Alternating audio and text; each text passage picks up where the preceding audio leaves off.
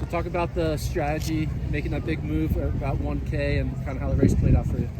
Yeah, I was planning to just stay for like the first mile with everyone, but then I felt good and I decided to. I got really boxed at the start and I got like tripped a few times, so I was like getting annoyed, and then I just decided I was gonna go because I know I don't have as good of a kick as Katelyn. But when you realized you were starting to build that lead, what was your strategy, recognizing most of the race you're gonna be by yourself?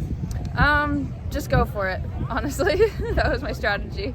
Was that the plan from day one? Did you think you would be by yourself for much of the race? I kind of figured that she wouldn't go with me, but I didn't know. I thought maybe she would, but yeah. I knew I had to get at least a lead to have a chance. What was your going through your mind when you knew that did you know the gap was closing throughout the race? Or were you able to kind of take a peek? Oh yeah, no, I had a bunch of people telling me how far she was the whole time. And what did you learn from this strategy? Obviously, this is your first cross country champion. Oh, I guess it's my second. I got 20. Second, I got 27th last year because I fell at like someone tripped me at like a little after 5K last year, and I like fell to the ground, and then my legs just never recovered from it. But I took that as a lesson and applied it to this year, and knew I had to get out. What do you take away from this performance? Just keep on training, work on my kick, and work on hills more. I didn't have a ton of training on hills, but. Why do you think so many people beat the course record today? I think Did 16 they? or 17. I have no idea what I ran. Tuohy beat it by 30 seconds. Oh my, yeah, So- that's And incredible. you were only a couple seconds behind it. Yeah. So yeah. No, she's amazing. I respect her so much. She's incredible, an incredible runner. Why do you think everyone was beating that course today? Beat the course record? Yeah. I think that, I don't know. The NCAA is just getting more competitive, I guess. How do you feel about second place, the result? I'm proud of myself. I know that I gave my all, and I have more left.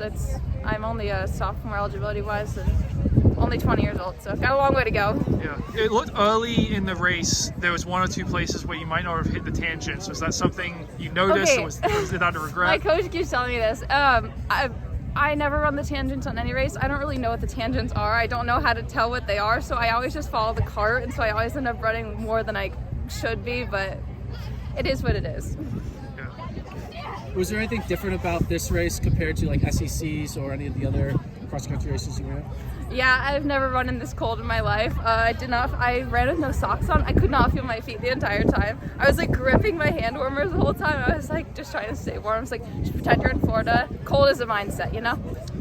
The hills too. I have not run a race with this many hills. So the time was definitely slower. I don't know what the time was, but it was slower than the rest of my races. But What did Coach Slinsky say to you before the race, game plan wise? compete, give your all. I think you were the last one to come through the, cool down area and everything. What were you doing between, I guess, the end of the race and getting to here?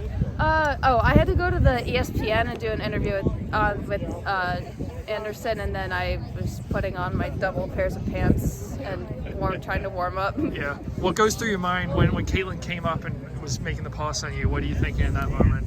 Okay, so for some reason I thought that after that last hill I thought that there was 800 meters to go, but then I was like, oh my gosh, that's the finish line, and then I didn't process it quick enough, and I was just like, I know I can't go catch her. But if you had thought there was 200 to go, do you think you would have answered? Oh yeah, I would have kicked earlier, but I thought that there was 800 left to go. I didn't realize it was so close. Are you? Do you consider yourself like low mileage for an elite runner? Like, you're supposedly have a training that's unlike some of your peers. Yeah, I definitely run a lot lower mileage than probably most of the people here. I've been running like 25, 30 miles a week now. Plus, I train on the elliptical a ton. I was actually just talking to Natalie Cook about it because we train the same. But yeah, I definitely do not run a high mileage. And this obviously works for you. It does work for me. I think cross training is very underrated. I think that fitness is fitness, and I honestly probably got more work in with the hills from the arc trainer and the elliptical than I did from running. So, and it keeps you healthy. Katelyn said that she's running the 5K in Boston in a couple weeks, trying to run fast. Are you going to be in that race as well? We have not decided yet. What's your expectations now going into 2023, having this great cross-country season, kind of now one of the top two contenders in the nation? What type of pressure or expectations you put on yourself for indoor and outdoor?